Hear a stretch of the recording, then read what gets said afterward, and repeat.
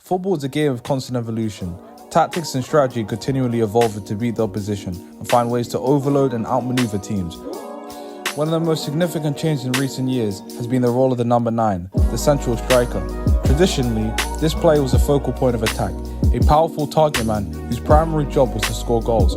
However, the landscape of football has changed. Players like Alan Shearer, Didier Drogba, and Ruud van Nistelrooy epitomise the traditional number 9, strong, physical and lethal in front of goal. These players dominated the penalty box using their strength and aerial prowess to outmuscle defenders and score. But modern football demands more than just a goal scorer. The game has become faster, more technical and tactically complex. Teams now favour fluidity and versatility, often employing a system that doesn't rely on a traditional target man. This has, as a result, effectively killed the number 9 position. The traditional number 9 is being phased out because modern football requires forwards to do more than just finish chances. They need to drop deep, link play, and create space for their teammates.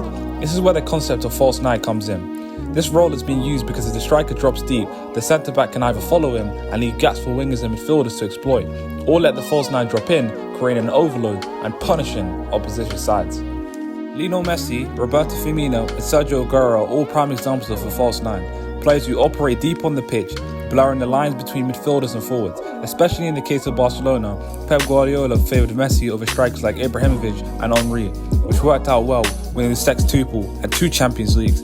This allowed other players to benefit as there was more passing between the lines and more chances for wingers.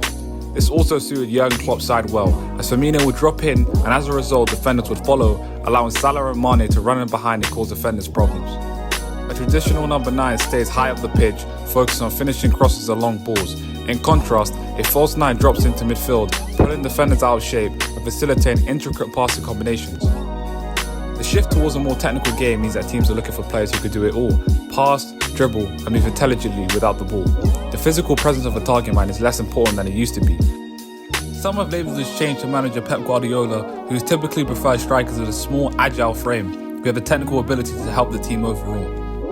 And modern teams like Manchester City, Liverpool and Barcelona exemplify this approach. Their forwards are not just goal scorers, but also creators and pressers, crucial to the team's overall strategy. Even striker Erling Haaland, who's been scapegoated for his technical ability despite scoring 36 goals in his first season, breaking the goal-scoring record and helping his team clinch their first Champions League and also winning the FA Cup against league rivals Manchester United, has faced criticism. Some say that he doesn't offer anything during the build-up stage as opposition teams look to double up on him, relying on the team to score through other players.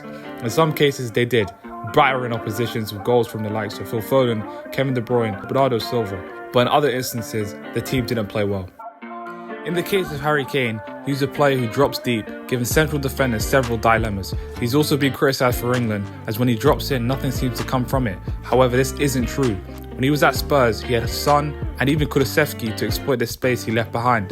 At Bayern Munich, he had Sane and Coman who could exploit the space he created. But in the England team, there are limited profiles who excel at running them behind, typically trying to come short, which offers no danger for the opposition against low blocks. Football's evolution is a testament to its dynamic nature. As the traditional number 9 may be fading, the essence of their role lives on a more versatile, technically adept form. And as the game continues to evolve, so too will the players. Whether a classic number 9 or a modern false 9, the goal remains the same: to score goals and win matches. And as football evolves, managers are finding ways to create overloads of goal-scoring opportunities from technical strikers. The question remains, will this change be small, or will it mark the end of the traditional number 9?